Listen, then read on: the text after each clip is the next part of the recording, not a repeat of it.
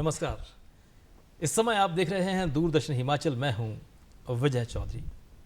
स्वागत है आप सभी का हमारे हेल्थ शो स्वस्थ जीवन में। स्वस्थ जीवन कार्यक्रम में आज हम जिस विषय को लेकर आए हैं वो बहुत ही महत्वपूर्ण है। जैसे कि आपने शुरू में अपनी टीवी स्क्रीन पर देख भी लिया होगा, हमारा हेडलाइन क्या थी, टॉपिक क्या था। तो हमारा आज का जो विषय है वो है मुंह व दांतों के रोग और आधुनिक तकनीक का प्रयोग विषय पर। इस विषय पर हमारे साथ विस्तार से जानकारी साझा करने के लिए, आपसे बातचीत करने के लिए स्टूडियो में उपस्थित हैं डॉक्टर विनय भारद्वाज, जो कि डेंटल कॉलेज शिमला में एज ए विभागाध्यक्ष कार्यरत हैं। डॉक्टर विनय, आपका बहुत बहुत स्वागत है। बहुत बहुत धन्यवाद आपका।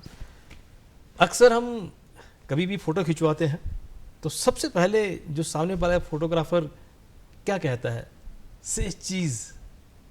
और बहुत से लोग चीज़ नहीं कर पाते हैं, दांत नहीं दिखा पाते हैं। कारण या तो उनके दांत सही नहीं है, या उनके दांत पीले हैं, या मुंह में दर्द है, या फिर कुछ और भी कारण हो सकते हैं। दांत ना होने की वजह से आपके चेहरे पर प्रॉपर स्माइल भी नहीं आती है। अगर आपके दांत नहीं है मुंह में, आपने अक्सर देखा होगा हमारे जो सीनियर सिटीजन हैं, बुजुर्ग हैं, वो जब भी बातचीत करते हैं जो उनका उच्चारण है वो सही से नहीं हो पाता है। कारण इसका क्या है? क्योंकि हमारे मुंह में दांत जब नहीं होते हैं तो ये इस तरह की समस्याएं आती है। तो इसी विषय पर आज हम विस्तार से डॉक्टर विनय भारद्वाज जी से चर्चा करने वाले हैं। डॉक्टर विनय, सबसे पहले तो आपसे ये जानना चाहूँगा कि मुंह और दांतों के वो ऐसे कौन कौन से रोग हैं जो कि आम आदमी को पता ही नहीं होता है? मुंह और दांतों के जो मुख्यतः रोग हैं उन्हें हम 4 भागों में डिवाइड करते हैं। उसमें जो सबसे कॉमन बीमारी है उसे दंत क्षय रोग या डेंटल केरीज कहते हैं।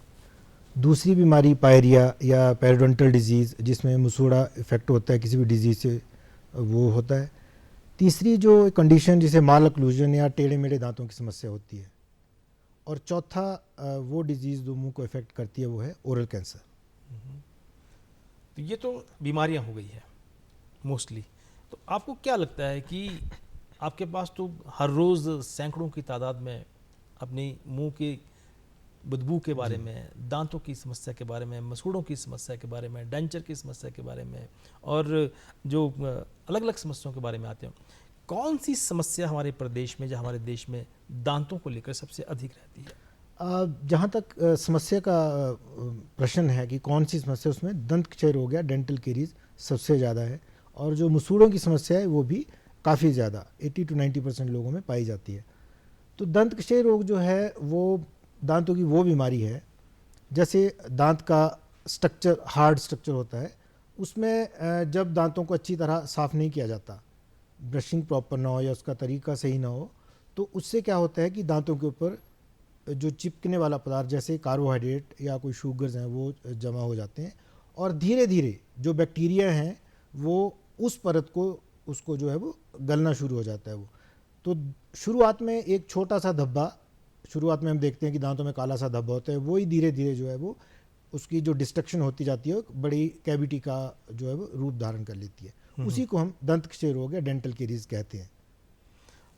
बहुत अच्छी बात आपने की है।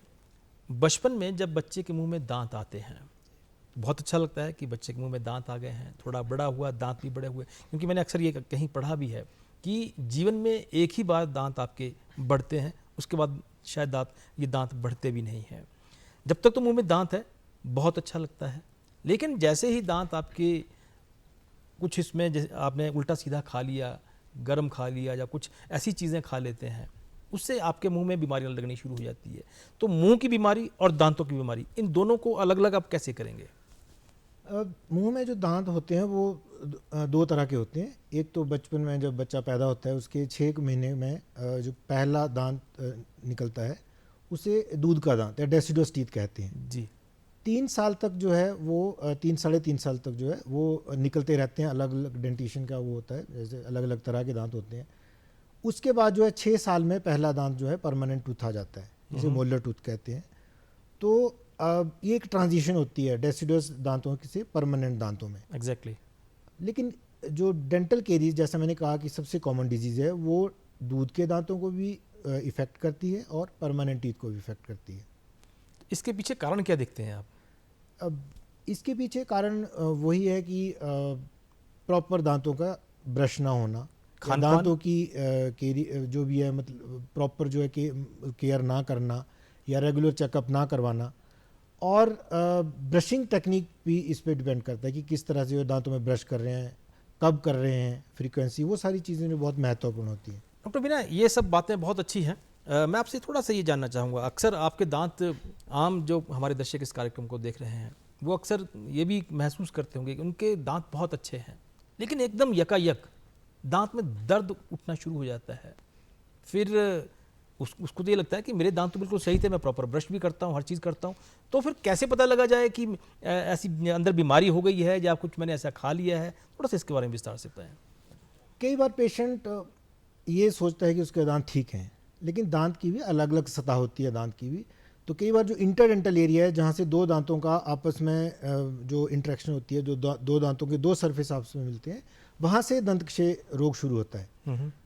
तो जो डेंटल केरीज या जो दंतक्षय रोग जो ऊपर वाले हिस्से में जो हमें दिखता है, लेकिन जब इंटरडेंटल एरिया से वो बीमारी शुरू हो गई या डेंटल केरी शुरू हो गई, तो वो पेशेंट को जो है वो दिख नहीं पाता, और एकाएक जब वो बीमारी या जो डेंटल केरी जो है वो पल्प, जिसे हम उसकी मज्जा या जो भी सॉफ्ट टिश्यू कहते हैं, जब वहाँ तक इन्फेक्शन पहुँच जाता है, तो उस दौरान जो है पेशेंट को ठंडा गर्म लगना शुरू हो जाता है। तो पेशेंट अक्सर इससे आता है कि मैं कुछ ठंडी चीज़ खा रहा हूँ तब दर्द हो रहा है, या कोई गर्म चीज़ ले रहा हूँ तब मुझे दर्द हो रही है, या बहुत बार पेशेंट आते हैं कि मैं दिन भर ठीक रहता हूँ जी, लेकिन रात के वक्त जो है जब मैं लेटता हूँ तो दर्द जो बढ़ जाता है। तो ये इस चीज़ को इंगित करता है कि जो केरीज है या जो डेंटल दंतक्षय रोग है वो दांत के काफ़ी बड़े हिस्से तक जो है वो इफेक्ट कर चुका है।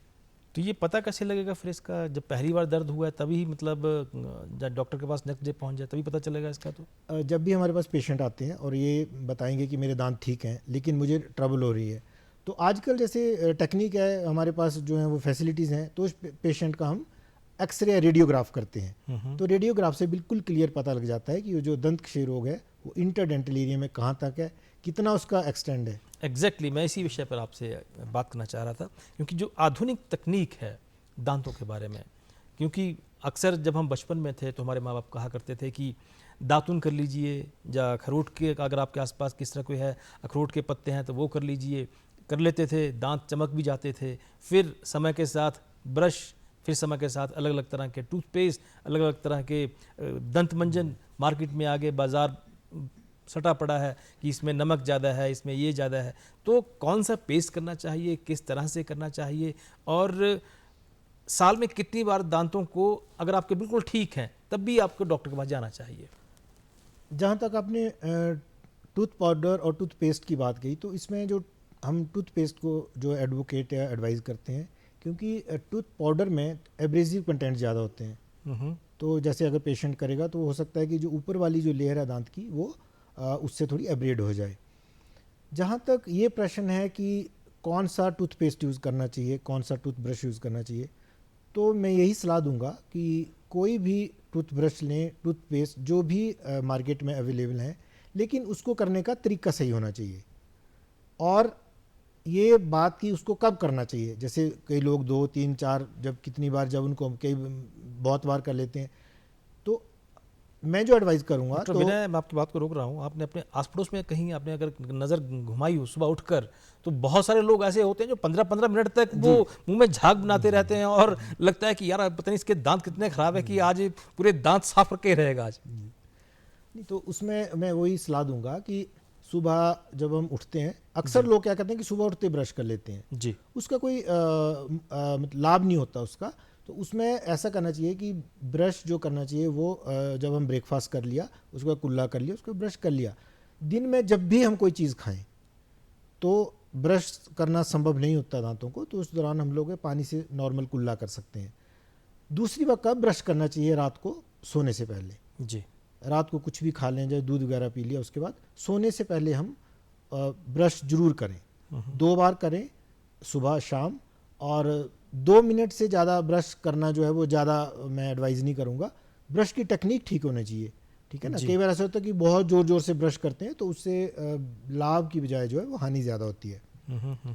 दांत जो है वो उससे कट जाते हैं, बाद में सेंसिटिविटी हो जाती है, मे बी केरीज बाद जी। में उसी जो एब्रेजन जो हुआ होता है उसमें भी केरियस कंटेंट हो जाता है उसमें। क्योंकि डॉक्टर साहब देखिए, दांत की दर्द और कान की दर्द ये अक्सर बहुत परेशान करती है, और डॉक्टर क्लिनिक में पहुंचो तो ये कहा जाता है कि आपका दांत सड़ गया है, या इसकी तो रूट कैनाल होगी और आपको 3 सिटिंग में आना पड़ेगा। तो रूट कैनाल का कब कराना चाहिए और कितना ज़रूरी है ये? रूट कैनाल एक मॉडर्न टेक्निक है, काफ़ी लोगों को इससे लाभ होता है। जब भी पेशेंट की, जैसे मैंने बताया, पेशेंट आता है विद कंप्लेंट ऑफ पेन, तो उसमें हम लोग पेशेंट का एक्सरे रेडियोग्राफ ले लेते हैं। जी। अगर वो रेस्टोरेशन या जो केरियस जो लीजन है वो पल्प से थोड़ा दूर है, तब हम कोई और टेक्निक, इनडायरेक्ट पल्प कैपिंग या पल्प कैपिंग कर लेते हैं। लेकिन अगर जो इन्फेक्शन है वो पल्प तक अगर पहुंच गया है तो उसके बाद फिर रूट कैनाल ट्रीटमेंट इंडिकेटेड होती है। ये तो डॉक्टर ही बता पाएगा कितना इन्फेक्शन हुआ है, कितना नहीं हुआ है। ये तो जी बिल्कुल, इसमें एक्सपर्ट ही बता सकता है। जी। तो रूट कैनाल ट्रीटमेंट, जैसा कि आपने बताया कि कई बार बोलते हैं कि 2 बार आना है, 3 बार आना है, ये उस चीज़ पे डिपेंड करता है कि इन्फेक्शन का एक्सटेंट कितना है। अगर एक्यूट मीन अगर थोड़े टाइम से ही उसको दर्द हो रही है, इन्फेक्शन कम है, तो उस केस में पेशेंट को 1 या 2 सिटिंग में उसका रूट कैनाल ट्रीटमेंट कंप्लीट हो जाती है। लेकिन अगर उसके रूट जो जड़ होती है उसके ऊपर वाले हिस्से में जी। अगर ज़्यादा इन्फेक्शन हो जी। तो उसमें हो सकता है कि 3-4 सिटिंग्स जो हैं वो उसमें लेनी पड़े। जी। तो डिपेंड करता है इन जो इन्फेक्शन है उसका एक्सटेंट कितना है। डॉक्टर साहब, हमारे बहुत सारे दर्शक जो इस समय हमारा ये कार्यक्रम देख रहे हैं वो ये भी जानना चाहेंगे, क्योंकि घर में छोटे छोटे बच्चे होते हैं और बच्चों को लेकर जो पेरेंट्स है वो बहुत ही जागरूक रहते हैं, खासकर उनके दांतों के लिए। बच्चों के दांत यदि टेढ़े मेढ़े हैं तो वो डॉक्टर के पास जाते हैं, डॉक्टर उन्हें तार लगाने की सलाह देते हैं। एक पुरानी टेक्निक और एक आधुनिक टेक्निक, इसमें थोड़ा सा अंतर बताएं कि जो नई टेक्नोलॉजी आई है वो किस तरह से, क्या फ़र्क है? जो भी टेढ़े मेढ़े दांतों की या जैसे माल ओक्लूजन की प्रॉब्लम होती है, जब भी बच्चा डॉक्टर के पास, ऑर्थोडोंटिस्ट के पास आता है तो उसका इवैल्यूएशन करते हैं, उसका रेडियोग्राफ लेंगे, उसका दांतों का नाप लेके कास्ट बना के उन सबको जो है वो कोऑर्डिनेट या उसको स्टडी करके देखा जाता है कि किस तरह की इसमें ट्रीटमेंट चाहिए। तो पहले ऐसा होता था, सिंपल वायर और जैसे डेंचर मटेरियल से उसकी वो बनाते थे, अप्लायंसेस बनाते थे। बाद में आधुनिक तकनीक तो बोलूँगा, जैसे ब्रेसिस होते हैं जी। तो वो एक फिक्स ट्रीटमेंट होती है। एक होगी रिमूवेबल अप्लायंसेस, एक हो गए फिक्स्ड अप्लायंसेस। तो रिमूवेबल थोड़ा हम बोल सकते हैं कि पहले यूज़ होता था, अब जो है फिक्स ट्रीटमेंट है, या इम्प्लांट्स भी होते हैं, इम्प्लांट के ज़रिए या दूसरी तरह की जो हड्डी है, बोन है, उसकी ग्रोथ को रीमॉडलिंग करके भी है जो है वो दांतों की जो पोजीशन है उसको करेक्ट किया जाता है, या उनकी जो जैसे देखने में जो टेढ़े मेढ़े हैं वो उनको सीधा करने का भी एक वो तरीका है। तो उस पर कितना खर्चा आ जाता है? उस पर खर्चा और जो रिमूवेबल अप्लायंस का तो 400-500 रुपये तक होता है।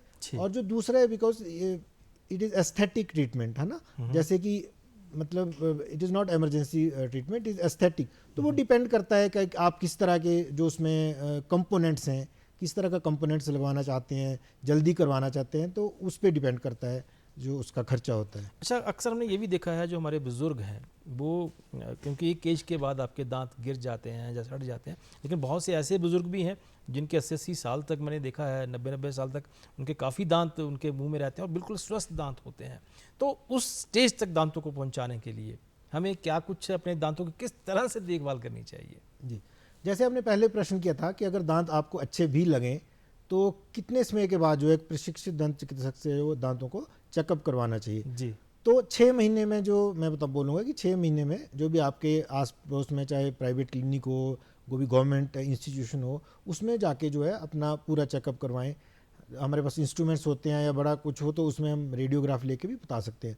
तो इस तरह अगर हम दांतों की देखभाल करेंगे, प्रॉपर उनकी प्रिवेंशन करेंगे, प्रॉपर ब्रशिंग करेंगे और लगातार जो है चेकअप करवाएंगे, तो मैं तो बोलता हूँ कि आपके जो दांत हैं वो जीवन पर्यंत रहेंगे। फिर जो कई बार हमने ये भी देखा है कि जो मुंह का कैंसर है, आपने देखा होगा अक्सर आपके जब हम हॉस्पिटल्स में आते हैं, अस्पतालों में आते हैं, आपने बहुत ही भयानक से वहाँ पर पोस्टर लगाए होते हैं। अच्छा लगता है जब कुछ लोग आपने वहाँ पर अलग अलग तरह की वहाँ पर चीज़ें लिखी होती है कि टबैको खाने से हो सकता है या फिर दूसरी मीठा खाने से हो सकता है, ऐसी बहुत सारी चीज़ें हैं। तो ये किस वजह से आपको लगता है कि मुंह का कैंसर होता है फिर? ये मुंह का कैंसर एक बहुत काफ़ी कॉमन डिजीज़ है आजकल के जो दांतों की वजह से ज़माने होती में। है ये? इसके बहुत सारे कारण हैं।